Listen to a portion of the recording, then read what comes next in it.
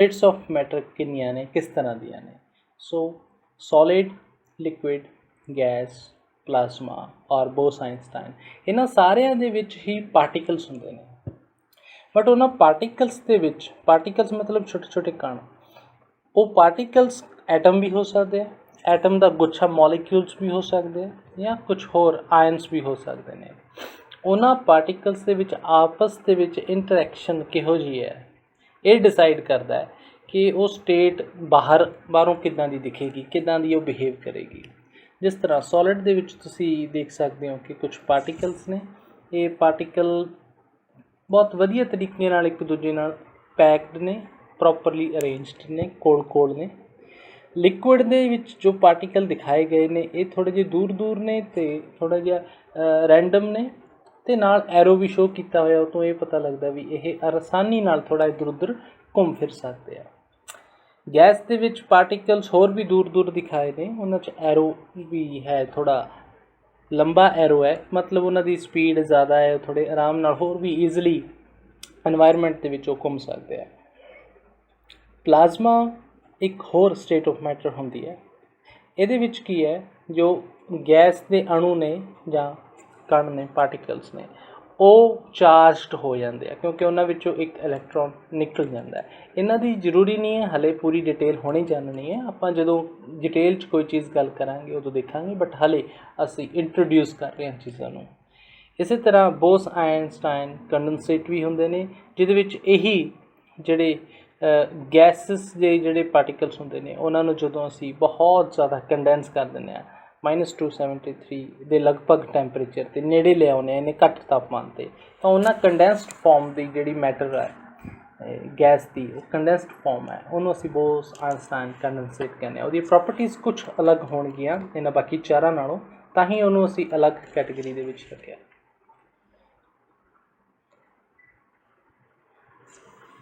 ਦੋ ਮੇਨ ਕਲਾਸੀਫਿਕੇਸ਼ਨਸ ਨੇ, ਮਤਲਬ ਜੋ ਵੰਡਿਆ ਗਿਆ ਹੈ ਸੋਲਿਡ ਨੂੰ, ਦੋ ਮੇਨ ਬਰੋਡ ਕਲਾਸੀਫਿਕੇਸ਼ਨਸ ਨੇ। ਜਿੱਦਾਂ ਆਪਾਂ ਇਨਸਾਨਾਂ ਨੂੰ ਆਪਾਂ ਦੋ ਹਿੱਸਿਆਂ 'ਚ, ਜੇ ਦੋ ਪਾਰਟਸ 'ਚ ਕਲਾਸੀਫਾਈ ਕਰਨਾ ਤਾਂ ਆਪਾਂ ਮੇਲ ਐਂਡ ਫੀਮੇਲ ਕਹਿ ਦਿੰਦੇ ਹਾਂ। ਉਸ ਤਰ੍ਹਾਂ ਇਹ ਜਿਹੜੀ ਵੰਡ ਹੈ, ਇਹ ਜਦੋਂ ਸੋਲਿਡਸ ਦੀ ਕਰਦੇ ਹਾਂ ਤਾਂ ਜਾਂ ਕ੍ਰਿਸਟਲਾਈਨ ਦੇ ਵਿੱਚ ਕਰਦੇ ਹਾਂ ਜਾਂ ਅਮੋਰਫਸ ਦੇ ਵਿੱਚ ਕਰਦੇ ਹਾਂ। ਕ੍ਰਿਸਟਲਾਈਨ ਉਹ ਹੁੰਦੇ ਨੇ ਜਿਨ੍ਹਾਂ 'ਚ ਪ੍ਰੋਪਰ ਅਰੇਂਜਮੈਂਟ ਹੁੰਦੀ ਹੈ, ਇੱਕੋ ਜਿਹੀ ਦੂਰੀ ਹੁੰਦੀ ਹੈ, ਅਤੇ ਉਹ ਬਾਰ-ਬਾਰ ਰਿਪੀਟ ਹੁੰਦੀ ਹੈ। ਜੋ ਵੀ ਪਾਰਟੀਕਲਸ ਨੇ ਉਹਨਾਂ 'ਚ ਇੱਕ ਆਰਡਰ ਹੁੰਦਾ ਹੈ, ਆਰਡਰ ਪ੍ਰੋਪਰਲੀ ਅਰੇਂਜ। ਜਿੱਦਾਂ ਆਪਾਂ ਕਲਾਸਾਂ ਦੇ ਵਿੱਚ ਡਿਸਿਪਲਿਨ 'ਚ ਬੈਠਦੇ ਹਾਂ ਜਾਂ ਅਸੀਂ ਪ੍ਰੇਅਰ ਦੇ ਵਿੱਚ ਡਿਸਿਪਲਿਨ 'ਚ ਖੜ੍ਹੇ ਹੁੰਦੇ ਹਾਂ, ਸਾਡੇ ਵਿਚਕਾਰ ਜਿਹੜੀ ਦੂਰੀ ਹੈ ਬਰਾਬਰ ਹੁੰਦੀ ਹੈ, ਅਸੀਂ ਇੱਕੋ ਜਿਹਾ ਬਿਹੇਵ ਕਰਦੇ ਹਾਂ ਸਾਰੇ। ਉਹ ਚੀਜ਼ ਕ੍ਰਿਸਟਲਾਈਨ ਸੋਲਿਡ ਦੇ ਵਿੱਚ ਦੇਖਣ ਨੂੰ ਮਿਲਦੀ ਹੈ ਪਾਰਟੀਕਲਸ ਦੇ ਵਿੱਚ। ਜਦ ਕਿ ਅਮੋਰਫਸ, ਜਿਸ ਤਰ੍ਹਾਂ ਪਲੇਗਰਾਊਂਡ ਦੇ ਵਿੱਚ ਬੱਚੇ ਖੇਡ ਰਹੇ ਨੇ ਰੈਂਡਮਲੀ, ਕੋਈ ਕਿਤੇ ਗਰੁੱਪ ਬਣਾ ਕੇ ਖੇਡ ਰਿਹਾ, ਕੋਈ ਕਿਤੇ ਖੇਡ ਰਿਹਾ, ਉਹਨਾਂ 'ਚ ਥੋੜ੍ਹਾ ਆਰਡਰ ਹੋ ਸਕਦਾ, ਥੋੜ੍ਹੇ ਜਿਹੇ ਪਾਰਟੀਕਲਸ 'ਚ ਆਰਡਰ ਹੋ ਸਕਦਾ, ਬਟ ਉਹ ਆਰਡਰ ਸਾਰੇ ਕਿਤੇ ਨਹੀਂ ਫੈਲਿਆ ਹੋਏਗਾ। ਥੋੜ੍ਹੀ ਜਿਹੀ ਅੱਗੇ ਜਾ ਕੇ ਹੋ ਸਕਦਾ ਅਰੇਂਜਮੈਂਟ ਥੋੜ੍ਹੀ ਜਿਹੀ ਵੱਖਰੀ ਹੋਵੇ। ਇਹ ਅਮੋਰਫਸ ਦੇ ਵਿੱਚ ਆਪਾਂ ਨੂੰ ਦੇਖਣ ਨੂੰ ਮਿਲਦਾ। ਸਿਲੀਕਨ ਡਾਈਆਕਸਾਈਡ ਨੂੰ ਕੁਆਰਟਸ ਕਹਿੰਦੇ ਆ, ਅਤੇ ਕੁਆਰਟਸ ਕ੍ਰਿਸਟਲਾਈਨ ਅਤੇ ਅਮੋਰਫਸ ਦੋਨੋਂ ਤਰੀਕਿਆਂ ਨਾਲ ਐਗਜ਼ਿਸਟ ਕਰਦਾ ਹੈ। ਅੱਗੇ ਜੋ ਪ੍ਰੋਪਰਟੀਜ਼ ਨੇ ਕ੍ਰਿਸਟਲਾਈਨ ਅਤੇ ਅਮੋਰਫਸ ਦੀਆਂ, ਉਹ ਪ੍ਰੋਪਰਟੀਜ਼ ਦੇ ਵਿੱਚ ਕੁਛ ਫ਼ਰਕ ਹੈ। ਉਹ ਤਾਂ ਹੀ ਫ਼ਰਕ ਹੈ ਕਿਉਂਕਿ ਉਹਨਾਂ ਦੇ ਜਿਹੜੇ ਪਾਰਟੀਕਲਸ ਨੇ ਜਾਂ ਤਾਂ ਬਹੁਤ ਆਰਡਰਡ ਨੇ, ਤਾਂ ਉਹਨਾਂ ਆਪਣੀ ਇੱਕ ਪ੍ਰੋਪਰਟੀ ਬਣਦੀ ਹੈ, ਜਾਂ ਜਦੋਂ ਉਹ ਆਰਡਰਡ ਨਹੀਂ ਹੈਗੇ ਤਾਂ ਉਹਨਾਂ ਦੀ ਪ੍ਰੋਪਰਟੀਜ਼ ਅਲੱਗ ਹੁੰਦੀਆਂ ਨੇ, ਜੋ ਕਿ ਅਮੋਰਫਸ 'ਚ ਲਿਖੀਆਂ ਹੋਈਆਂ ਨੇ। ਇਹਨਾਂ ਨੂੰ ਬਹੁਤ ਜ਼ਿਆਦਾ ਮੈਂ ਪੁਆਇੰਟ ਬਾਏ ਪੁਆਇੰਟ ਨਹੀਂ ਬੋਲਾਂਗਾ, ਤੁਸੀਂ ਪੜ੍ਹ ਵੀ ਸਕਦੇ ਹੋ। ਹਾਂ, ਇੱਕ ਪੁਆਇੰਟ ਆ ਜਿਹੜਾ ਕਿ ਪਹਿਲਾਂ ਗੱਲ ਕੀਤੀ ਹੈ ਵੀ ਅਮੋਰਫਸ ਦੇ ਵਿੱਚ ਸ਼ਾਰਟ ਰੇਂਜ ਆਰਡਰ ਵੀ ਹੋ ਸਕਦਾ ਹੈ। ਠੀਕ, ਥੋੜ੍ਹੇ 4-5 ਜਿਵੇਂ ਕਿ ਆਪਾਂ ਕਹਿ ਲਈਏ ਥੋੜ੍ਹੀ ਡਾਇਮੈਂਸ਼ਨ ਦੇ ਵਿੱਚ ਪੀਕੋਮੀਟਰ 'ਚ ਜਾਵਾਂਗੇ ਤਾਂ ਸ਼ਾਇਦ ਕੁਛ ਪਾਰਟੀਕਲਸ ਆਪਾਂ ਨੂੰ ਆਰਡਰ 'ਚ ਵੀ ਮਿਲ ਜਾਣ, ਪਰ ਜ਼ਰੂਰੀ ਨਹੀਂ ਉਹ ਅੱਗੇ ਵੀ ਹੋਏ। ਇੱਕ ਇੰਪੋਰਟੈਂਟ ਚੀਜ਼ ਹੈ melting point. Melting point sharp ਦਾ ਕੀ ਮਤਲਬ ਹੈ? ਸ਼ਾਰਪ ਦਾ ਮਤਲਬ ਹੈ ਕਿ ਇੱਕ ਸੋਲਿਡ ਦਾ ਆਪਾਂ ਟੁਕੜਾ ਲਿਆ, ਅਤੇ ਜਦੋਂ ਹੀਟ ਕਰ ਰਹੇ ਹਾਂ ਉਹਨੂੰ, ਮੰਨ ਲਓ 88, 89, 90, 91, 92, 93 'ਤੇ ਸਾਰੇ ਦੇ ਸਾਰਾ ਸੋਲਿਡ ਇੱਕਦਮ ਮੈਲਟ ਹੋ ਗਿਆ। ਔਰ ਸ਼ਾਰਪ ਮੈਲਟਿੰਗ ਪੁਆਇੰਟ ਇੱਕ ਪਰਟੀਕੂਲਰ ਪੁਆਇੰਟ 'ਤੇ ਆ ਕੇ ਟੈਂਪਰੇਚਰ ਦੇ ਸਾਰਾ ਇਹ ਚੀਜ਼ ਮੈਲਟ ਹੋ ਜਾਂਦੀ ਇਕੱਠੀ ਹੋ। ਬਟ ਅਮੋਰਫਸ 'ਚ ਇੱਦਾਂ ਨਹੀਂ ਹੁੰਦਾ। ਉਹ 93 'ਤੇ ਹੁਣ ਅਮੋਰਫਸ ਸੋਲਿਡ ਹੈ ਤਾਂ 93 'ਤੇ ਮੈਲਟ ਹੋਣ ਦੀ ਬਜਾਏ ਉਹ ਇੱਕ ਰੇਂਜ ਦੇ ਵਿੱਚ ਮੈਲਟ ਹੋਏਗਾ, ਮਤਲਬ 90 ਤੋਂ ਹੀ ਸ਼ੁਰੂ ਹੋ ਜਾਏਗਾ ਮੈਲਟ ਹੋਣਾ ਕੁਛ ਪਾਰਟ, 91 92 93 तक वो मैल्ट होंदा रहेगा, 94 95 96 तक फिर किते जाके वो सारे दा सारा सॉलिड मैल्ट होएगा। ਤਾਂ ਆਪਾਂ ਕਹਿੰਦੇ ਇੱਕ ਬਰੋਡ ਰੇਂਜ ਦੇ ਵਿੱਚ ਲਾਈ ਕਰਦਾ ਮੈਲਟਿੰਗ ਪੁਆਇੰਟ। ਬਾਕੀ ਐਨਾਈਸੋਟ੍ਰੋਪੀ ਬਾਰੇ ਵੀ ਮੈਂ ਗੱਲ ਕਰਨੀ ਚਾਹਾਂਗਾ।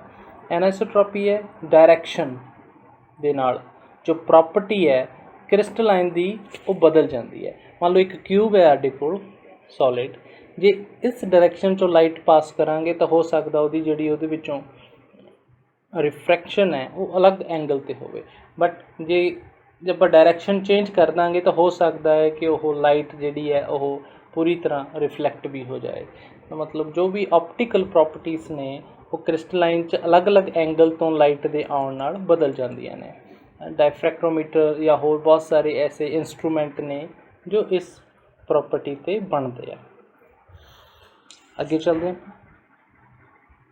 ਹਾਂ। ਇੱਥੇ ਤੁਹਾਨੂੰ ਇਹ ਚੀਜ਼ ਪਤਾ ਲੱਗੇਗੀ ਕਿ ਸੋਲਿਡ ਕਿਉਂ ਹੈ, ਲਿਕੁਇਡ ਕਿਉਂ ਹੈ ਅਤੇ ਗੈਸ ਕਿਉਂ ਹੈ।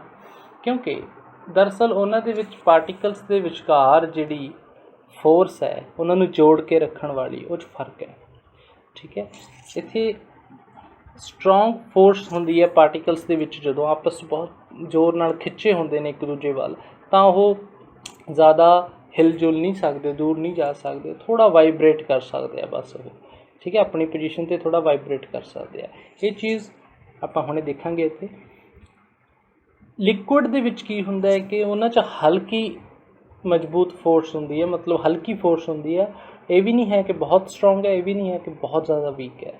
ਥੋੜ੍ਹੀ ਜਿੱਦਾਂ ਹਾਈਡਰੋਜਨ ਬੌਂਡਸ ਹੁੰਦੇ ਆ ਵਾਟਰ ਦੇ ਵਿੱਚ, ਪਾਣੀ ਦੇ ਮੋਲੀਕਿਊਲਸ ਦੇ ਵਿੱਚ, ਤਾਂ ਉਹ ਹਲਕਾ ਫੁਲਕਾ ਇੱਕ ਦੂਜੇ ਨਾਲ ਇੰਟਰੈਕਸ਼ਨ ਰੱਖਦੇ ਆ। ਇਸ ਕਰਕੇ ਉਹ ਮੂਵ ਤਾਂ ਕਰ ਸਕਦੇ ਆ, ਬਟ ਉਹ ਬਿਲਕੁਲ ਆਸਾਨੀ ਨਾਲ ਛੱਡ ਕੇ ਨਹੀਂ ਜਾ ਸਕਦੇ ਬਾਕੀ ਸਾਰੇ ਸਿਸਟਮ। ਗੈਸਿਸ ਦੇ ਵਿੱਚ ਜੋ ਫੋਰਸ ਆਫ ਅਟਰੈਕਸ਼ਨ ਹੈ ਬਹੁਤ ਜ਼ਿਆਦਾ ਵੀਕ ਹੈ, ਇਸ ਲਈ ਉਹ ਬਹੁਤ ਦੂਰ ਤੱਕ ਇੰਡੀਪੈਂਡੈਂਟਲੀ ਘੁੰਮਦੇ ਰਹਿੰਦੇ ਆ, ਉਹ ਆਪਸ 'ਚ ਇੱਕ ਦੂਜੇ ਦੇ ਕੋਲ ਨਹੀਂ ਆਉਂਦੇ। ਇਸ ਚੀਜ਼ ਨੂੰ ਅਸੀਂ ਇਸ ਤਰ੍ਹਾਂ ਦੇਖ ਸਕਦੇ ਹਾਂ। ਤੁਸੀਂ ਦੇਖ ਸਕਦੇ ਹੋ ਵੀ ਸੋਲਿਡ ਜੋ ਹੈ ਉਹ ਸਿਰਫ ਵਾਈਬਰੇਟ ਕਰ ਰਿਹਾ ਆਪਣੀ ਪੋਜੀਸ਼ਨ 'ਤੇ, ਜੋ ਲਿਕੁਇਡ ਹੈ ਉਹ ਥੋੜ੍ਹਾ ਜਿਹਾ ਮੂਵ ਕਰ ਰਿਹਾ, ਅਤੇ ਜੋ ਗੈਸਿਸ ਦੇ ਪਾਰਟੀਕਲਸ ਨੇ ਉਹ ਹੋਰ ਵੀ ਆਸਾਨੀ ਨਾਲ ਦੂਰ ਤੱਕ ਮੂਵ ਕਰ ਸਕਦੇ ਆ। ਅੱਗੇ ਆਪਾਂ ਇਹ ਦੇਖਦੇ ਹਾਂ ਕਿ ਟੈਂਪਰੇਚਰ ਦਾ ਕੀ ਇਫੈਕਟ ਹੈ। ਟੈਂਪਰੇਚਰ ਹੁੰਦਾ ਕੀ ਹੈ? ਹਰ ਇੱਕ ਪਾਰਟੀਕਲ ਜੋ ਵੀ ਯੂਨੀਵਰਸ ਦੇ ਵਿੱਚ ਹੈ ਉਹ ਕੁਛ ਨਾ ਕੁਛ ਪਾਰਟੀਕਲ ਐਨਰਜੀ ਦੇ ਵਿੱਚ ਹੈ, ਕੁਛ ਨਾ ਕੁਛ ਉਹ ਮੂਵ ਕਰਦਾ ਹੈ, ਉਹਦੀ ਆਪਣੀ ਇੰਟਰਨਲ ਐਨਰਜੀ ਹੁੰਦੀ ਹੈ। ਨਾਲ ਉਹ ਸਰਾਊਂਡਿੰਗ ਤੋਂ ਵੀ ਐਨਰਜੀ ਗੇਨ ਵੀ ਕਰਦਾ ਹੈ ਅਤੇ ਉਹ ਸਰਾਊਂਡਿੰਗ 'ਚ ਐਨਰਜੀ ਦਿੰਦਾ ਵੀ ਰਹਿੰਦਾ ਹੈ। ਮਤਲਬ ਕੁਛ ਵੀ ਪੂਰੀ ਤਰ੍ਹਾਂ ਰੁਕਿਆ ਨਹੀਂ ਹੋਇਆ, ਸਭ ਕੁਛ ਚੱਲ ਹਾਲਤ ਦੇ ਵਿੱਚ ਹੈ। ਜਾਂ ਤਾਂ ਪਾਰਟੀਕਲਸ ਇਹ ਜਿਹੜੀ ਬਹੁਤ ਐਟਮ ਜਾਂ ਮੋਲੀਕਿਊਲਸ ਨੇ, ਜਾਂ ਤਾਂ ਇਹ ਰੋਟੇਟ ਕਰਦੇ ਰਹਿੰਦੇ ਆ ਹਮੇਸ਼ਾ ਹੀ, ਜਾਂ ਇਹ ਵਾਈਬਰੇਟ ਕਰਦੇ ਰਹਿੰਦੇ ਆ, ਜਾਂ ਇੱਕ ਜਗ੍ਹਾ ਤੋਂ ਦੂਜੀ ਜਗ੍ਹਾ ਟਰਾਂਸਲੇਸ਼ਨਲ ਮੋਸ਼ਨ ਵੀ ਕਰਦੇ ਰਹਿੰਦੇ ਆ। ਤਾਂ ਟੈਂਪਰੇਚਰ ਇਸੇ ਨੂੰ ਹੀ ਕਹਿੰਦੇ ਆ।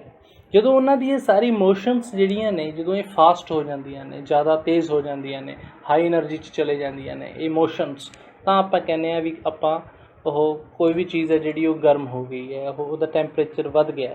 ਜਦੋਂ ਇਹੀ ਵਾਈਬ੍ਰੇਸ਼ਨਸ ਘਟ ਜਾਂਦੀਆਂ ਨੇ ਤਾਂ ਆਪਾਂ ਕਹਿੰਦੇ ਹਾਂ ਵੀ ਉਹਨਾਂ ਦੇ ਵਿੱਚ ਜਿਹੜਾ ਇਹ ਟੈਂਪਰੇਚਰ ਹੈ ਉਹਨਾਂ ਦਾ ਘਟ ਗਿਆ ਹੈ। ਸੋ ਵਾਈਬ੍ਰੇਸ਼ਨ ਨਾਲ ਡਾਇਰੈਕਟਲੀ ਪ੍ਰੋਪੋਰਸ਼ਨਲ ਹੈ ਟੈਂਪਰੇਚਰ, ਕਿਸੇ ਵੀ ਚੀਜ਼ ਦਾ ਟੈਂਪਰੇਚਰ। ਜੇ ਆਪਾਂ ਕਹਿ ਰਹੇ ਹਾਂ ਵੀ ਆਪਣੇ ਬਾਹਰ ਐਨਵਾਇਰਨਮੈਂਟ 'ਚ ਵੀ ਗਰਮੀ ਬਹੁਤ ਜ਼ਿਆਦਾ ਹੈ, ਇਹਦਾ ਮਤਲਬ ਇਹੀ ਹੈ ਕਿ ਜੋ ਗੈਸਿਸ ਨੇ ਉਹਨਾਂ ਦਾ ਜੋ ਉਹਨਾਂ 'ਚ ਕਾਈਨੈਟਿਕ ਐਨਰਜੀ ਹੈ ਬਹੁਤ ਜ਼ਿਆਦਾ ਹੈ। ਉਹਨਾਂ ਨੇ ਸੂਰਜ ਤੋਂ IR ਰੇਡੀਏਸ਼ਨ ਅਬਜ਼ੋਰਬ ਕਰ ਲਈ ਹੈ ਜ਼ਿਆਦਾ। IR ਰੇਡੀਏਸ਼ਨ ਅਬਜ਼ੋਰਬ ਜਦੋਂ ਕਰਦੇ ਨੇ ਕੋਈ ਵੀ ਮੋਲੀਕਿਊਲ, ਤਾਂ ਉਹਨਾਂ ਦੀ ਵਾਈਬ੍ਰੇਸ਼ਨ ਹੀ ਵੱਧਦੀ ਹੈ। ਤਾਂ ਵਾਈਬ੍ਰੇਸ਼ਨ ਵੱਧ ਗਈ ਹੈ ਤਾਂ ਆਪਾਂ ਜ਼ਿਆਦਾ ਗਰਮੀ ਮਹਿਸੂਸ ਕਰਦੇ ਹਾਂ। ਉਹੀ ਟਕਰਾਉਂਦੇ ਆਪਣੀ ਸਕਿਨ ਦੇ ਨਾਲ, ਤਾਂ ਫਿਰ ਆਪਣੀ ਸਕਿਨ ਵੀ ਜ਼ਿਆਦਾ ਗਰਮੀ ਮਹਿਸੂਸ ਕਰਦੀ, ਕਿਉਂਕਿ ਆਪਣੀ ਸਕਿਨ ਦੇ ਮੋਲੀਕਿਊਲ ਵੀ ਜ਼ਿਆਦਾ ਵਾਈਬ੍ਰੇਸ਼ਨ 'ਚ ਆ ਜਾਂਦੇ ਆ। ਹੁਣ ਤਾਪਮਾਨ ਵਧਣ ਨਾਲ ਜਾਂ ਘਟਣ ਨਾਲ ਉਹਨਾਂ ਦੀ ਪਾਰਟੀਕਲ ਦੀ ਆਪਸੀ ਇੰਟਰੈਕਸ਼ਨ 'ਚ ਕਿਵੇਂ ਫਰਕ ਪੈਂਦਾ, ਉਹ ਇੱਥੋਂ ਤੁਸੀਂ ਦੇਖ ਸਕਦੇ ਹੋ। ਮੰਨ ਲਓ ਦੋ ਆਪਣੇ ਕੋਲ ਕੇਸਿਸ ਨੇ, ਇੱਕ 'ਚ ਹਾਈ ਟੈਂਪਰੇਚਰ ਹੈ, ਇੱਕ 'ਚ ਲੋ ਟੈਂਪਰੇਚਰ ਹੈ। ਹਾਈ ਟੈਂਪਰੇਚਰ ਦੇ ਪਾਰਟੀਕਲ ਜ਼ਿਆਦਾ ਤੇਜ਼ ਮੂਵ ਕਰ ਰਹੇ ਨੇ। ਜਦੋਂ ਜ਼ਿਆਦਾ ਤੇਜ਼ ਮੂਵ ਕਰਨਗੇ ਤਾਂ ਓਬਵੀਅਸਲੀ ਉਹਨਾਂ 'ਚ ਆਪਸ ਦੇ ਵਿੱਚ ਇੱਕ ਦੂਜੇ ਨਾਲ ਇੰਟਰੈਕਟ ਕਰਨ ਦਾ ਸਮਾਂ ਉਹਨਾਂ ਨੂੰ ਨਹੀਂ ਮਿਲੇਗਾ, ਘੱਟ ਇੰਟਰੈਕਸ਼ਨ ਹੋਏਗੀ। ਜਦੋਂ ਇੰਟਰੈਕਸ਼ਨ ਘੱਟ ਹੋਏਗੀ ਤਾਂ ਕੀ ਉਹ ਗੈਸ ਦੀ ਤਰ੍ਹਾਂ ਬਿਹੇਵ ਕਰਨਗੇ। ਜਦੋਂ ਲੋ ਟੈਂਪਰੇਚਰ ਹੋਏਗਾ ਤਾਂ ਉਹ ਥੋੜ੍ਹੇ ਉਹਨਾਂ 'ਚ ਕੈਨੇਟਿਕ ਐਨਰਜੀ ਘੱਟ ਹੋਏਗੀ। ਜਦੋਂ ਕੈਨੇਟਿਕ ਐਨਰਜੀ ਘੱਟ ਹੋਏਗੀ, ਬਹੁਤ ਸਲੋ ਮੂਵ ਕਰਨਗੇ, ਤਾਂ ਉਹਨਾਂ ਨੂੰ ਟਾਈਮ ਮਿਲੇਗਾ ਇੱਕ ਦੂਸਰੇ ਦਾ ਇਲੈਕਟ੍ਰੋਨ ਕਲਾਊਡ ਜਿਹੜਾ ਉਹਨੂੰ ਮਹਿਸੂਸ ਕਰਨ ਦਾ ਟਾਈਮ ਮਿਲੇਗਾ, ਫੀਲ ਕਰਨ ਦਾ। ਉਹਦੇ ਨਾਲ ਉਹਨਾਂ 'ਚ ਇੰਟਰੈਕਸ਼ਨ ਹੋਏਗੀ ਤਾਂ ਫਿਰ ਉਹ ਆਪਸ 'ਚ ਅਟਰੈਕਟ ਹੋ ਸਕਦੇ, ਰਾਈਟ। ਸੋ ਇਸ ਤਰ੍ਹਾਂ ਟੈਂਪਰੇਚਰ ਨੂੰ ਵਧਾਉਣ ਜਾਂ ਘਟਾਉਣ ਦੇ ਨਾਲ ਅਸੀਂ ਇੰਟਰੈਕਸ਼ਨਸ ਚੇਂਜ ਕਰ ਸਕਦੇ ਹਾਂ। ਜੇ ਇੰਟਰੈਕਸ਼ਨਸ ਚੇਂਜ ਕਰ ਸਕਦੇ ਹਾਂ, ਅਤੇ ਜੇ ਪਿਛਲੀ ਸਲਾਈਡ 'ਤੇ ਤੁਸੀਂ ਜਾਓਗੇ ਤਾਂ ਤੁਸੀਂ ਇਹ ਵੀ ਦੇਖ ਸਕਦੇ ਹੋ ਕਿ ਇੰਟਰੈਕਸ਼ਨ ਚੇਂਜ ਕਰਨ ਦੇ ਨਾਲ ਸੋਲਿਡ ਨੂੰ ਲਿਕੁਇਡ 'ਚ, ਲਿਕੁਇਡ ਨੂੰ ਗੈਸ 'ਚ ਬਦਲਿਆ ਜਾ ਸਕਦਾ। ਠੀਕ, ਹੁਣ ਕੁਝ ਕਲਾਸੀਫਿਕੇਸ਼ਨ ਜੋ ਸੋਲਿਡ ਦੀਆਂ ਨੇ, ਉਹ ਉਹਨਾਂ ਦੇ ਅੰਦਰ ਕਿਸ ਤਰ੍ਹਾਂ ਦੇ ਪਾਰਟੀਕਲ ਮੌਜੂਦ ਨੇ, ਇਹ 'ਤੇ ਵੀ ਡਿਪੈਂਡ ਕਰਦੀ ਹੈ। ਜਿਸ ਤਰ੍ਹਾਂ ਅਗਰ ਤਾਂ ਮੋਲੀਕਿਊਲ ਫਿੱਟ ਨੇ ਆਪਸ 'ਚ, ਮੋਲੀਕਿਊਲ ਐਟਮਸ ਦੇ ਜਿਹੜੇ ਗੁੱਛੇ ਨੇ, ਮੋਲੀਕਿਊਲਸ ਅਗਰ ਅਰੇਂਜਡ ਨੇ ਤਾਂ ਉਹਨਾਂ ਨੂੰ ਆਪਾਂ ਮੋਲੀਕੂਲਰ ਸੋਲਿਡ ਕਹਿੰਦੇ ਹਾਂ। ਠੀਕ ਹੈ ਜੀ। ਜੇ ਆਇਨਸ ਆਪਣੇ ਪੋਜ਼ਿਟਿਵ ਨੈਗੇਟਿਵ ਆਇਨਸ ਅਰੇਂਜਡ ਨੇ, ਜਿਵੇਂ ਤੁਸੀਂ ਦੇਖ ਰਹੇ ਹੋ। ਇਹਨੂੰ ਹੋਰ ਬੈਟਰ ਤਰੀਕੇ ਨਾਲ ਜੇ ਦਿਖਾਉਣਾ ਹੋਵੇ ਤਾਂ ਹੁਣ ਤੁਸੀਂ ਦੇਖ ਪਾ ਰਹੇ ਹੋਵੋਗੇ ਪ੍ਰੋਪਰਲੀ ਕਿ ਇਹ ਪੋਜ਼ਿਟਿਵ ਨੈਗੇਟਿਵ ਆਇਨ ਕਿਵੇਂ ਅਰੇਂਜਡ ਨੇ। ਇਹਨਾਂ ਨੂੰ ਅੱਗੇ ਚੱਲ ਕੇ ਅਸੀਂ ਡਿਟੇਲ 'ਚ ਵੀ ਗੱਲ ਕਰਾਂਗੇ ਇਹਦੇ ਬਾਰੇ। ਸੋ ਇਸ ਦਾ ਸੋਡੀਅਮ ਅਤੇ ਕਲੋਰਾਈਡ ਆਇਨਸ ਜਿਹੜੇ ਨੇ ਅਰੇਂਜਡ ਨੇ ਤਾਂ ਆਇਨਿਕ ਸੋਲਿਡ ਬਣਾਉਂਦੇ ਨੇ। ਇਸ ਤਰ੍ਹਾਂ ਮੈਟਲਸ ਹੁੰਦੇ ਆ। ਮੈਟਲਸ ਜੋ ਐਟਮ ਨੇ, ਉਹ ਸਾਰੇ ਐਟਮ ਆਪਣੇ ਇਲੈਕਟ੍ਰੋਨ ਨੂੰ ਜੋ ਨੇ, ਉਹ ਵੈਲੈਂਸ ਇਲੈਕਟ੍ਰੋਨ ਜੋ ਲੂਜ਼ ਕਰ ਸਕਦੇ ਨੇ ਈਜ਼ੀਲੀ, ਉਹ ਲੂਜ਼ ਕਰਕੇ ਪੋਜ਼ੀਟਿਵ ਚਾਰਜ ਦੇ ਵਿੱਚ ਆ ਜਾਂਦੇ ਆ, ਉਹਨੂੰ ਆਪਾਂ ਕਰਨਲਸ ਕਹਿੰਦੇ ਹਾਂ। ਅਤੇ ਇਲੈਕਟ੍ਰੋਨ ਜੋ ਲੂਜ਼ ਕੀਤੇ ਨੇ ਸਾਰਿਆਂ ਨੇ, ਮੈਟਲ ਦੇ ਸਾਰੇ ਐਟਮਸ ਨੇ, ਉਹਨਾਂ ਦੇ ਅਰਾਊਂਡ ਉੱਥੇ ਹੀ ਘੁੰਮਦੇ ਰਹਿੰਦੇ, ਵਾਈਬਰੇਟ ਕਰਦੇ ਰਹਿੰਦੇ। ਜਦੋਂ ਉਹਨਾਂ ਨੂੰ ਥੋੜ੍ਹਾ ਜਿਹਾ ਇੱਕ ਰਸਤਾ ਮਿਲਦਾ ਜਾਂ ਡਾਇਰੈਕਸ਼ਨ ਮਿਲਦੀ ਹੈ ਜਾਂ ਪੁਸ਼ ਮਿਲਦਾ ਹੈ ਕਿਸੇ ਪਾਸਿਓਂ, ਤਾਂ ਫਲੋ ਕਰਦੇ ਨੇ, ਅੱਗੇ ਦੀ ਅੱਗੇ ਉਹ ਫਲੋ ਕਰਦੇ ਨੇ। ਇੱਕ ਇਲੈਕਟ੍ਰੋਨ ਦੂਸਰੇ ਮੋਲੀਕੂਲਰ ਆਰਬਿਟਲ ਦੇ ਥਰੂ ਅੱਗੇ ਦੀ ਅੱਗੇ ਹੌਪਿੰਗ ਕਰਦੇ ਆ। ਇਹ ਚੀਜ਼ ਆਪਾਂ ਜਦੋਂ ਕੰਡਕਟਰਸ ਦੇ ਬਾਰੇ ਪੜ੍ਹਾਂਗੇ ਤਾਂ ਆਪਾਂ ਉੱਥੇ ਡਿਟੇਲ ਦੇ ਵਿੱਚ ਕਰਾਂਗੇ। ਇਸੇ ਤਰ੍ਹਾਂ ਕੋਵਲੈਂਟ ਸੋਲਿਡ ਵੀ ਹੁੰਦੇ ਆ, ਜਿੱਥੇ ਸਾਰੇ ਐਟਮਸ ਆਪਸ 'ਚ ਕੋਵਲੈਂਟ ਬੌਂਡ ਜੁੜੇ ਹੋਏ ਨੇ, ਜਿਵੇਂ ਡਾਇਮੰਡ ਹੋ ਗਿਆ ਜਾਂ ਗ੍ਰੇਫਾਈਟ ਹੋ ਗਿਆ, ਉਸ ਤਰ੍ਹਾਂ ਦੀ ਐਗਜ਼ਾਮਪਲਸ। ਨੈਕਸਟ ਹੈ ਇੰਪੋਰਟੈਂਟ ਕਿ ਜੋ ਐਟਮਸ ਅਰੇਂਜਡ ਨੇ, ਉਹਨਾਂ ਨੂੰ ਆਪਾਂ ਪੜ੍ਹਨਾ ਕਿਵੇਂ ਸ਼ੁਰੂ ਕਰੀਏ। ਜਦੋਂ ਐਟਮਸ ਅਰੇਂਜਡ ਨੇ ਤਾਂ ਅਰੇਂਜਮੈਂਟ ਨੂੰ ਅਸੀਂ ਤੋੜ ਲਿਆ। ਇਸ ਤਰ੍ਹਾਂ ਤੋੜਿਆ ਅਰੇਂਜਮੈਂਟ ਨੂੰ ਕਿ ਜੋ ਸਭ ਤੋਂ ਛੋਟਾ ਪਾਰਟ ਬਾਰ-ਬਾਰ ਰਿਪੀਟ ਹੋ ਰਿਹਾ ਹੈ। ਠੀਕ ਹੈ, ਜਿਸ ਤਰ੍ਹਾਂ ਆਪਾਂ ਕਹਿੰਦੇ ਹਾਂ ਕਿ ਇੱਕ ਕਲੋਨੀ ਹੈ, ਕਲੋਨੀ 'ਚ ਸਾਰੇ ਘਰ ਇੱਕੋ ਜਿਹੇ ਕੱਟੇ ਹੋਏ ਨੇ। ਹੁਣ ਜੋ ਸਾਰੇ ਘਰ ਇੱਕੋ ਜਿਹੇ ਕੱਟੇ ਹੋਏ ਨੇ ਕਲੋਨੀ 'ਚ, ਅਤੇ ਜਿਹੜਾ ਸਭ ਤੋਂ ਇੱਕ ਘਰ ਆ ਕੋਈ, ਉਹਨੂੰ ਅਸੀਂ ਯੂਨਿਟ ਸੈੱਲ ਦੀ ਤਰ੍ਹਾਂ ਲੈ ਲੈਂਦੇ ਹਾਂ, ਕਿਉਂਕਿ ਉਹ ਰਿਪੀਟ ਹੋ ਰਿਹਾ। ਇਸੇ ਤਰ੍ਹਾਂ ਕ੍ਰਿਸਟਲ ਦੇ ਵਿੱਚ ਵੀ ਜਦੋਂ ਸਾਰੀ ਅਰੇਂਜਮੈਂਟ ਇੱਕੋ ਜਿਹੀ ਹੈ, ਅਤੇ ਜਿਹੜਾ ਇੱਕ ਘਰ ਹੈ, ਇੱਕ ਬਾਕਸ ਹੈ ਜਿਹੜਾ ਰਿਪੀਟ ਹੋ ਰਿਹਾ ਬਾਰ-ਬਾਰ, ਉਹਨੂੰ ਅਸੀਂ ਯੂਨਿਟ ਸੈੱਲ ਕਹਿੰਦੇ ਹਾਂ। ਜਿੱਦਾਂ ਇੱਥੇ ਦਿਖਾਇਆ ਗਿਆ ਇਸ ਇਮੇਜ ਦੇ ਵਿੱਚ, ਜੋ ਯੈਲੋ ਪੋਰਸ਼ਨ ਹੈ ਉਹ ਇਸ ਤਰ੍ਹਾਂ ਲੱਗ ਰਿਹਾ ਵੀ ਬਾਰ-ਬਾਰ ਰਿਪੀਟ ਹੋ ਰਿਹਾ। ਹੁਣ ਇਹ ਕਈ ਤਰ੍ਹਾਂ ਦੇ ਹੁੰਦੇ ਆ। ਇਹ ਜੋ ਆਪਾਂ ਚੂਜ਼ ਕੀਤਾ ਹੈ, ਇੱਕ ਸਭ ਤੋਂ ਛੋਟਾ ਪਾਰਟ, ਕਈ ਤਰ੍ਹਾਂ ਦਾ ਹੋ ਸਕਦਾ। ਉਹ 'ਚ ਅਰੇਂਜਮੈਂਟ, ਉਹ ਸਭ ਤੋਂ ਛੋਟੇ ਪਾਰਟ ਦੇ ਵਿੱਚ ਅਰੇਂਜਮੈਂਟ ਕੈਸੀ ਹੈ, ਉਹ 'ਤੇ ਡਿਪੈਂਡ ਕਰਦਾ। ਅਰੇਂਜਮੈਂਟ ਕਿਹਦੀ? ਜੋ ਐਟਮਸ ਜਿਨ੍ਹਾਂ ਤੋਂ ਬਣਿਆ। ਠੀਕ ਹੈ, ਜੋ ਸਪੇਸ ਦੇ ਵਿੱਚ ਐਟਮ ਅਰੇਂਜਡ ਨੇ, ਉਹ ਐਟਮਸ ਦੀ ਅਰੇਂਜਮੈਂਟ 'ਤੇ ਡਿਪੈਂਡ ਕਰਦਾ ਕਿ ਉਹ ਕ੍ਰਿਸਟਲ ਦਾ ਜੋ ਯੂਨਿਟ ਸੈੱਲ ਹੈ ਉਹ ਕਿਸ ਤਰ੍ਹਾਂ ਦਾ ਹੋਏਗਾ। ਇਹ ਯੂਨਿਟ ਸੈੱਲ ਹੋ ਸਕਦਾ ਹੈ ਇਸ ਤਰ੍ਹਾਂ ਅਰੇਂਜ ਹੋਵੇ ਜਿਸ ਤਰ੍ਹਾਂ ਦਿੱਤਾ ਹੋਇਆ ਕਿ ਇੱਕ ਕਿਊਬ ਦੀ ਫਾਰਮ ਦੇ ਵਿੱਚ ਹੈ ਅਤੇ ਹਰੇਕ ਕਾਰਨਰ 'ਤੇ ਇੱਕ ਐਟਮ ਹੈ। ਇਸ ਤਰ੍ਹਾਂ ਦੀ ਅਰੇਂਜਮੈਂਟ ਨੂੰ ਅਸੀਂ ਕਹਿੰਦੇ ਹਾਂ ਸਿੰਪਲ ਕਿਊਬਿਕ ਕ੍ਰਿਸਟਲ, SCC। ਜਦੋਂ ਜੋ ਪਾਰਟੀਕਲਸ ਨੇ ਉਹ ਕਿਊਬ ਦੇ ਕਾਰਨਰਸ 'ਤੇ ਪ੍ਰੈਜ਼ੈਂਟ ਨੇ। ਹੁਣ ਜਦੋਂ ਇਹ ਪਾਰਟੀਕਲਸ ਕਿਊਬ ਦੇ ਕਾਰਨਰਸ 'ਤੇ ਪ੍ਰੈਜ਼ੈਂਟ ਨੇ, ਜਿੱਥੇ ਉਹ ਪ੍ਰੈਜ਼ੈਂਟ ਹੈ ਪਾਰਟੀਕਲ, ਉਹਨੂੰ ਲੈਟਿਸ ਪੁਆਇੰਟ ਵੀ ਕਿਹਾ ਜਾਂਦਾ ਹੈ। ਵੀ ਹਰ ਜਗ੍ਹਾ 'ਤੇ ਜੋ ਕ੍ਰਿਸਟਲ ਬਣਿਆ ਉਹ ਹਰ ਜਗ੍ਹਾ 'ਤੇ ਐਟਮ ਮੌਜੂਦ ਨਹੀਂ ਹੈ, ਕੁਝ ਜਗ੍ਹਾਵਾਂ ਖਾਲੀ ਵੀ ਹੋਣਗੀਆਂ, ਬਟ ਜਿੱਥੇ ਮੌਜੂਦ ਹੈ ਉਹਨੂੰ ਕਹਿੰਦੇ ਆ ਲੈਟਿਸ ਪੁਆਇੰਟ। ਹੁਣ ਸਿੰਪਲ ਕਿਊਬਿਕ ਦੀ ਅੱਗੇ ਗੱਲ ਕਰਦੇ ਕਰਦੇ ਆਪਾਂ ਦੇਖੀਏ ਕਿ ਇਹ ਜਿਹੜਾ ਪਾਰਟੀਕਲ ਪ੍ਰੈਜ਼ੈਂਟ ਹੈ ਜਿੱਥੇ ਐਰੋ ਹੈ ਇਸ ਟਾਈਮ, ਇਹ ਪਾਰਟੀਕਲ ਕੀ ਪੂਰੇ ਦਾ ਪੂਰਾ ਇੱਕੋ ਹੀ ਯੂਨਿਟ ਸੈੱਲ ਦੇ ਵਿੱਚ ਹੈ, ਇੱਕੋ ਹੀ ਇਸ ਬਾਕਸ ਦੇ ਵਿੱਚ, ਜਾਂ ਇੱਥੇ ਜਿਹੜਾ ਐਟਮ ਪਿਆ ਹੋਏਗਾ ये बाकियां नाल लगदे ਜਿਹੜੇ ਨਾਲ ਲੱਗਦੇ यूनिट सैल ने ਉਹਨਾਂ ਨਾਲ भी कुछ अपना पोर्शन ਜਿਹੜਾ शेयर करता है ये देखना ਆਪਾਂ। सो ਜਦੋਂ ਆਪਾਂ ਗੱਲ ਕਰਦੇ ਹਾਂ इस एटम की, मान लो ये जो ब्लू है बाकी सारे येलो किए हुए हैं, जो ब्लू अपने को एटम है इस दे विच असी देखते हैं कि की यह बाकी दे क्यूब्स के नाल शेयर्ड है। ठीक है, यही गल कर रहे हैं असी। ये सारे एटम्स सेम ही ने, ये बस इनू कलर कोड ब्लू किया होया ताकि आपां इत्थे फोकस कर सकीए भी ये बाकी क्यूब्स के नाल शेयर्ड है या नहीं। सो जो जिहड़ा लैटिस हुंदा है पूरा स्पेस लैटिस, उहदे विच तां बहुत सारे क्यूब्स लैफ्ट राइट हर जगह पासे होणगे, क्योंकि एटम्स जिहड़े ने वो ऑर्डरली अरेंज्ड ने हर पासे, ऊपर नीचे, ठीक है, हर पासे फैले हुए ने एटम्स। सो जो एक क्यूब है कि येलो दे लैफ्ट ते भी एक क्यूब होएगा, पिछे साइड भी एक क्यूब होएगा और इत्थे भी क्यूब होएगा। एक जो कॉर्नर है ये इन्हां चारां क्यूब्स के नाल तां शेयर हो गया, क्योंकि इस कॉर्नर जो ये ऑरेंज वाला थोड़ा जो क्यूब है उहदा भी ये कॉर्नर साझा कर रहा है ये एटम। ठीक है, और ब्लू वाला भी, ग्रे वाला भी। सो ये जो एटम है चारां दे विच ही पार्टिसिपेशन शो कर रहा, सारिਆਂ ਨੂੰ थोड़ा थोड़ा है ना हिस्सा दे रहा अपना। अगे जो ये एटम है, ठीक है, ये चारां दे नाल तां आपां देख लिया भी शेयर हो रहा है।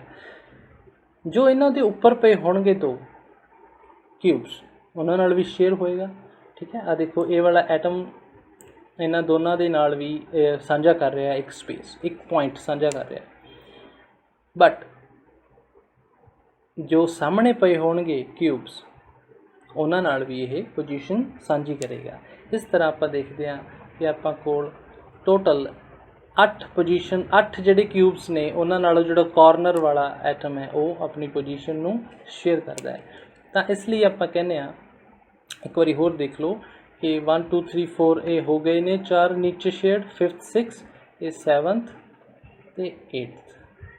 सो 8 पोजीशंस 8 ऐसे क्यूब्स ने कॉर्नर वाला जिन्हां नाल कुछ ना कुछ अपना पार्ट साझा करता है। इस करके क्योंकि ये जिहड़ा एटम है ये 8 क्यूब्स नाल अपने आप नूं साझा करता है, इस करके एक दे हिस्से तां सिर्फ 1/8 ही कंट्रीब्यूशन आएगी। एक दे हिस्से तां जिवें कह लो कि कोई आपां नूं कोई वड्डी सारी चॉकलेट लेके आया है, ठीक है, कोई है ना गिफ्ट दे विच, ते घर दे विच 8 बच्चे ने तो ऑब्वियसली वो 8 दे विच डिवाइड होएगी। उवें ही ये जिहड़ा क्यूब दे उत्ते जो एटम है ये तां उहनूं 1/8 करना पैंदा है जे एक क्यूब दे हिस्से जिन्ना पोर्शन आ रहा वो देखना हो जी, राइट। सो 1/8 सारिਆਂ तो 1/8 आएगा इस क्यूब के हिस्से। तो टोटल जो है आप देखेंगे क्योंकि 8 कॉर्नर्स ने 1/8 उन्होंने कॉन्ट्रीब्यूशन है। सो टोटल जो एटम्स ने, टोटल एटम्स का जो प्रभाव है एक यूनिट सैल के 1 आएगा, 1/8 × 8। अगे गल करते हैं सैल पैरामीटर्स बारे। सिंपल क्यूबिक क्रिस्टल दे विच सिर्फ कॉर्नर्स के उत्ते प्रेजेंट है अपने कोल एटम, सिर्फ कॉर्नर्स के उत्ते, राइट। एक गल इत्थे ध्यान नाल सुनने वाली है, कॉर्नर्स के उत्ते होने का मतलब ये नहीं है कि एटम इस तरह छोटा जिहा है जिस तरह ये छोटा जिहा बनाया होया। कई बुक्स दे विच आपां नूं इदां दे छोटे छोटे एटम बने दिखते ने, इस तरह नहीं है। दरअसल वो ये सौखा करन लई बनाया हुंदा है। दरअसल जो एटम ने वो किवें ने, एटम्स जो आपस टच करनगे इत्थे, ठीक है, क्योंकि इन्हां ने कोई भी स्पेस जिहड़ी है वो फालतू नहीं छड्डनी है। जिन्ना मैक्सीमम ये क्लोज आ सकते हैं एटम उन्ना क्लोज होणगे। तो ये जो लार्ज सफीयर जिहड़ा बनया होया इस तरह मौजूद होणगे एटम्स, ना कि जिहड़े स्मॉलर डार्क ब्लू उस तरह, ठीक है। सो इसलिए दिखाए गए ने लार्ज वाले, क्योंकि एक्चुअल प्रेजेंटेशन जिहड़ी है एटम की होनी चाहिए है SAC दे विच, वो इस तरह होनी चाहिए है। हुण एज लेंथ क्यूब की सारे पासियों एज लेंथ जिहड़ी है वो बराबर होंदी है, ठीक है। एज लेंथ नूं असीं इस एटम के रेडियस के नाल मैच करांगे। हुण देखो रेडियस मैं किहनूं बना रहा, ठीक है, इस ਸੈਂਟਰ ਤੋਂ ਕਿੱਥੇ ਤੱਕ ਬਣਾ ਰਹੇ ਹਾਂ, ਇਹ ਖਿਆਲ ਦੇ ਕਰਨ ਵਾਲੀ ਗੱਲ ਹੈ। ਤਾਂ ਹੀ ਦੱਸਿਆ ਕਿ ਐਟਮ ਜਿਹੜਾ ਹੈ ਉਹ ਲਾਰਜ ਸਫੀਅਰ ਦੇ ਨਾਲ ਪ੍ਰੈਜ਼ੈਂਟ ਕਰਨਾ ਚਾਹੀਦਾ। ਇੱਥੋਂ ਅਗਰ ਅਸੀਂ ਦੇਖਣਾ ਹੋਵੇ ਕਿ ਜੋ ਐਜ ਲੈਂਥ ਹੈ, ਇਹ ਜਿਹੜਾ ਰੈੱਡ ਵਾਲਾ ਐਰੋ ਹੈ, ਐਜ ਲੈਂਥ A, ਆਪਣੇ ਆਪ ਹੀ ਪਤਾ ਲੱਗ ਜਾਏਗਾ ਕਿ ਪੂਰੀ ਐਜ ਲੈਂਥ ਦੇ ਵਿੱਚ 2 ਰੇਡੀਅਸ ਹੋਣਗੇ, ਇੱਕ ਲੈਫਟ ਵਾਲੇ ਐਟਮ ਦਾ, ਇੱਕ ਰਾਈਟ ਵਾਲੇ ਐਟਮ ਦਾ। ਇਸ ਲਈ ਜਿਹੜਾ A should be equal to 2R और R should be equal to A/2। तो SCC ਦੇ ਵਿੱਚ ਰੇਡੀਅਸ ਆਫ ਐਟਮ ਤੇ ਜੋ ਸੈੱਲ ਪੈਰਾਮੀਟਰ ਹੈ ਐਜ ਲੈਂਥ ਹੈ, ਉਹਦੇ ਵਿੱਚ ਜਿਹੜਾ ਰਿਲੇਸ਼ਨ ਹੈ, it should be R equal to A/2 और A equal to 2R। Next face centre cubic ਹੈ। ਫੇਸ ਸੈਂਟਰ ਕਿਊਬਿਕ ਨੂੰ ਵੀ ਅਸੀਂ ਇਸੇ ਤਰ੍ਹਾਂ ਦੇਖਾਂਗੇ। ਇਹ 'ਚ ਕੀ ਹੁੰਦਾ ਹੈ, ਮੈਂ ਪਹਿਲਾਂ ਦੱਸਿਆ ਸੀਗਾ ਕਿ ਜੋ ਐਟਮਸ ਅਗਰ ਯੂਨਿਟ ਸੈੱਲ 'ਚ ਆਪਣੀ ਪੋਜੀਸ਼ਨ ਥੋੜ੍ਹੀ ਬਹੁਤੀ ਚੇਂਜ ਕਰਦੇ ਨੇ, ਉੱਥੇ ਕੁਝ ਅਰੇਂਜਮੈਂਟ ਡਿਫਰੈਂਟ ਹੁੰਦੀ ਹੈ, ਤਾਂ ਆਪਾਂ ਉਹ ਨਵੇਂ ਸਿਸਟਮ 'ਚ ਪੜ੍ਹਦੇ ਹਾਂ। ਫੇਸ ਸੈਂਟਰ ਕਿਊਬਿਕ ਦੇ ਵਿੱਚ ਕੀ ਹੈ, ਕਾਰਨਰਸ ਦੇ ਉੱਤੇ ਤਾਂ ਐਟਮਸ ਹੈਗੇ ਨੇ, ਕਾਰਨਰਸ ਦੇ ਨਾਲ ਨਾਲ ਜੋ ਫੇਸਿਸ ਨੇ, ਫੇਸ ਦੇ ਸੈਂਟਰ ਦੇ ਵਿੱਚ ਵੀ ਇੱਕ ਐਟਮ ਹੈ। ਜੇ ਹਰ ਫੇਸ ਦੇ ਸੈਂਟਰ 'ਚ ਇੱਕ ਐਟਮ ਹੈ। ਤੁਸੀਂ ਲੂਡੋ ਵਾਲੀ ਡਾਈਸ ਦੇਖੀ ਹੋਏਗੀ, ਉਹ 'ਚ 6 ਫੇਸਿਸ ਹੁੰਦੇ ਆ। ਉਸੇ ਤਰ੍ਹਾਂ ਕਿਊਬ ਦੇ ਵੀ 6 ਫੇਸਿਸ ਨੇ। 6 ਦੇ 6 ਫੇਸਿਸ ਦੀ ਸੈਂਟਰ ਦੇ ਵਿੱਚ ਇੱਕ ਇੱਕ ਐਟਮ ਹੋਰ ਹੈ। ਇਹਨੂੰ ਅਸੀਂ ਕਹਿੰਦੇ ਆ FCC lattice, FCC। Okay, so next ਹੈ ਉਹੀ ਪੁਆਇੰਟ ਕਿ ਕਿਵੇਂ ਰਿਲੇਸ਼ਨ ਪਤਾ ਕਰੀਏ ਆਪਾਂ ਸੈੱਲ ਪੈਰਾਮੀਟਰਸ ਦੇ ਵਿੱਚ FCC ਦੇ ਵਿੱਚ। ਹੁਣ ਸਭ ਤੋਂ ਇੰਪੋਰਟੈਂਟ ਪੁਆਇੰਟ ਜੋ ਪਹਿਲਾਂ ਮੈਂ ਗੱਲ ਕਰਕੇ ਆਇਆ SCC ਦੇ ਲਈ, ਉਹੀ ਚੀਜ਼ ਇੱਥੇ ਹੈ ਕਿ ਜੋ ਐਟਮਸ ਨੇ ਦੇ ਉਹ ਮੈਕਸਿਮਮ ਕਲੋਜ਼ ਹੋਣੇ ਚਾਹੀਦੇ ਆ। ਮੈਕਸਿਮਮ ਕਲੋਜ਼ ਕਦੋਂ ਹੋ ਸਕਦੇ ਆ, ਜਦੋਂ ਉਹ ਆਪਾਂ ਇੱਦਾਂ ਅਜ਼ਿਊਮ ਕਰਾਂਗੇ ਕਿ ਆਲਮੋਸਟ ਇੱਕ ਦੂਜੇ ਨਾਲ ਟੱਚ ਕਰ ਰਹੇ ਆ। ਠੀਕ ਹੈ, ਸੋ ਫੇਸ ਸੈਂਟਰ ਐਟਮ, ਇੱਕ ਆਪਾਂ ਫੇਸ ਸੈਂਟਰ ਐਟਮ ਬਣਾਇਆ ਹੈ, 2 ਕਾਰਨਰ ਵਾਲੇ ਬਣਾਏ ਨੇ। ਠੀਕ, ਇਹ ਤਿੰਨੋਂ ਆਪਸ ਦੇ ਵਿੱਚ ਆਪਾਂ ਟੱਚ ਕਰਦੇ ਹੀ ਦਿਖਾਵਾਂਗੇ, ਤਾਂ ਹੀ ਅਸੀਂ ਰਿਲੇਸ਼ਨ ਈਜ਼ਲੀ ਬਣਾ ਸਕਦੇ ਹਾਂ। ਇਹ ਤਿੰਨੋਂ ਆਪਸ ਜਦੋਂ ਟੱਚ ਕਰਦੇ ਦਿਖਾਵਾਂਗੇ ਤਾਂ ਈਜ਼ੀ ਹੋ ਜਾਏਗਾ ਕੈਲਕੂਲੇਟ ਕਰਨਾ, ਕਿਉਂਕਿ ਐਟਮ ਦਾ ਰੇਡੀਅਸ ਪਤਾ ਹੈ, 1R, 2R, 3R and 4। Total ਜੋ डिस्टेंस है AB, it will be equal to 4R, right. चलो ਹੁਣ ਪਾਈਥਾਗੋਰਸ ਥਿਊਰਮ ਆਪਾਂ ਜਾਣਦੇ ਹਾਂ। ਇਹ ਟ੍ਰਾਇੰਗਲ ABC ਅਸੀਂ ਦੇਖਾਂਗੇ। ਟ੍ਰਾਇੰਗਲ ABC ਦੇ ਵਿੱਚ ਆਪਾਂ ਕੋਲ ਪਤਾ ਹੈ ਆਪਾਂ ਨੂੰ ਪਾਈਥਾਗੋਰਸ ਦੇ accordingly AB square is equal to BC square and AC square. AC is also, ਇਹ ਜਿਹੜੀ ਕਿਊਬ ਦੀ ਐਜ ਹੈ ਇਹਦੀ ਵੀ ਵੈਲਿਊ A ਹੋਏਗੀ, AC, right. BC and AC ਦੋਨਾਂ ਦੀ ਵੈਲਿਊ A ਹੋਏਗੀ ਕਿਉਂਕਿ ਦੋਨੋਂ ਕਿਊਬ ਦੀ ਐਜਸ ਨੇ। ਤੇ ਫਾਈਨਲੀ AB ਦੀ ਵੈਲਿਊ ਜੋ ਕੱਢਾਂਗੇ ਆਪਾਂ, ਇਹ ਆ ਜਾਏਗੀ A√2। ਠੀਕ ਹੈ, ਤੁਸੀਂ ਈਜ਼ੀਲੀ ਕਰ ਸਕਦੇ ਹੋ। ਔਰ ਐਟਮਸ, ਇਹ ਤਿੰਨ ਜੋ ਐਟਮਸ ਨੇ ਆਪਸ 'ਚ ਟੱਚ ਕਰ ਰਹੇ ਨੇ ਇਸ ਤਰ੍ਹਾਂ, ਇਸ ਕਰਕੇ ਜੋ AB ਲੈਂਥ ਹੈ ਟੋਟਲ, ਉਹਦੇ ਵਿੱਚ ਕਿੰਨੇ ਰੇਡੀਅਸ ਆ ਜਾਣਗੇ। ਜੇ ਤੁਸੀਂ ਸਿਰਫ ਇਹ ਗ੍ਰੇ ਵਾਲੇ ਨੂੰ ਐਟਮ ਸਮਝੋਗੇ ਫਿਰ ਇਹ ਕਦੇ ਵੀ ਸਮਝ ਨਹੀਂ ਆਏਗਾ। ਇਸ ਲਈ ਹੈ ਕਲੋਜ਼ੈਸਟ ਅਪਰੋਚ ਹੈ ਅਗਰ ਐਟਮਸ ਦੀ, ਉਸ ਅਕੋਰਡਿੰਗ ਹੀ ਸਾਨੂੰ ਦਿਖਾਉਣਾ ਚਾਹੀਦਾ ਹੈ। ਠੀਕ ਹੈ, ਇਹਨੂੰ ਹੋਰ ਵੀ ਡਿਟੇਲ 'ਚ ਅਗਰ ਤੁਸੀਂ ਸਮਝਣਾ ਹੈ, ਹੋਰ ਵੀ ਡਿਟੇਲ ਸਿੰਪਲੀਫਾਈ ਵੇ ਦੇ ਵਿੱਚ ਸਮਝਣਾ ਹੈ, ਤਾਂ ਤੁਸੀਂ ਕਮੈਂਟ ਕਰ ਸਕਦੇ ਹੋ ਇਸ ਵੀਡੀਓ ਦੇ। ਠੀਕ ਹੈ, ਆਪਾਂ ਤੁਸੀਂ ਟਾਈਮ ਲੈ ਸਕਦੇ ਹੋ। ਠੀਕ ਹੈ, ਆਪਾਂ ਹੋਰ ਡਿਟੇਲ 'ਚ ਵੀ ਇਹ ਸਮਝ ਸਕਦੇ ਹਾਂ। ਸੋ 1 2 3 4 radius 4R, A√2 should be equal to 4R। ਇਹ ਜੋ ਰਿਲੇਸ਼ਨ ਹੈ FCC ਦੇ ਵਿੱਚ ਰੇਡੀਅਸ ਦਾ ਜੋ ਬਣ ਜਾਏਗਾ A√2/4, ਰਾਈਟ। ਨੈਕਸਟ ਲੈਕਚਰ 'ਚ ਜੋ ਆਪਾਂ ਪੜ੍ਹਾਂਗੇ ਉਹ ਮੋਰ ਆਫ ਜੋ 10+2 ਤੋਂ ਅੱਗੇ ਜਾ ਕੇ ਆਪਾਂ ਗ੍ਰੈਜੂਏਸ਼ਨ ਜਾਂ ਪੋਸਟ ਗ੍ਰੈਜੂਏਸ਼ਨ ਜਾਂ ਈਵਨ ਹਾਇਰ ਜੋ ਨੈਸ਼ਨਲ ਲੈਵਲ ਐਗਜ਼ਾਮਸ ਨੇ ਉਹਨਾਂ ਵੱਲ ਲੈ ਕੇ ਜਾਵਾਂਗੇ, ਕਿਉਂਕਿ ਬੇਸਿਕਸ ਨੂੰ ਮੇਰਾ ਕੰਮ ਹੈ ਕਿ ਐਡਵਾਂਸ ਟੌਪਿਕਸ ਦੇ ਨਾਲ ਜੋੜਨਾ। ਭਾਵੇਂ ਤੁਸੀਂ +2 ਹੁਣੇ ਕੀਤੀ ਹੈ, ਭਾਵੇਂ ਤੁਸੀਂ ਗ੍ਰੈਜੂਏਸ਼ਨ 'ਚੋਂ, you are in post graduation, you are preparing for jam ਔਰ ਨੈਟ, ਤੁਹਾਡੇ ਲਈ ਸਾਰਾ ਕੁਝ ਜ਼ੀਰੋ ਤੋਂ ਲੈ ਕੇ, ਸ਼ੁਰੂ ਤੋਂ ਲੈ ਕੇ ਐਡਵਾਂਸ ਲੈਵਲ ਤੱਕ ਹੋਣਾ ਚਾਹੀਦਾ ਹੈ। ਠੀਕ ਹੈ, same video I'll be uploading in English also, in English Hindi combination, and if you want to go into that mode तो ਉਹਦਾ ਵੀ ਲਿੰਕ ਤੁਹਾਨੂੰ ਮਿਲ ਜਾਏਗਾ, ਰਾਈਟ। ਸੋ ਇਸ ਨੈਕਸਟ ਲੈਕਚਰ 'ਚ ਅਸੀਂ ਗੱਲ ਕਰਾਂਗੇ ਕਿ ਕਿਵੇਂ ਅਸੀਂ ਤੋੜ ਸਕਦੇ ਹਾਂ ਕਿ ਯੂਨਿਟ ਸੈੱਲ ਨੂੰ ਇੱਕ ਕਿਊਬ ਨੂੰ 8 ਸੈਕਸ਼ਨ 'ਚ ਬ੍ਰੇਕ ਕਰਕੇ ਅਸੀਂ ਇਹ ਦੇਖ ਸਕਦੇ ਹਾਂ ਵੀ ਕਿਵੇਂ ਕਿੱਥੇ ਕਿੱਥੇ ਕਿਹੜਾ ਵਾਇਡ ਜਿਹੜਾ ਹੈ ਉਹ ਮੌਜੂਦ ਹੈ, ਜਿੱਦਾਂ ਟੈਟਰਾਹੈਡਰਲ ਔਰ ਆਕਟਾਹੈਡਰਲ ਵਾਇਡਸ ਦੀ ਅੰਡਰਸਟੈਂਡਿੰਗ, ਜਿਹਨੂੰ ਅੱਗੇ ਚੱਲ ਕੇ ਕਈ ਸਾਰੇ ਐਡਵਾਂਸ ਟੌਪਿਕਸ ਦੇ ਵਿੱਚ ਲੋੜ ਪੈਂਦੀ ਹੈ। ਠੀਕ ਹੈ, thank you so much. I hope ਕਿ ਤੁਸੀਂ ਇੰਜੋਏ ਕੀਤਾ ਲੈਕਚਰ। ਇਹ ਕੁਝ ਕੁਐਸਚਨਸ ਨੇ, ਇਹਨਾਂ ਨੂੰ ਜ਼ਰੂਰ ਸੋਲਵ ਕਰੋ। ਬਹੁਤ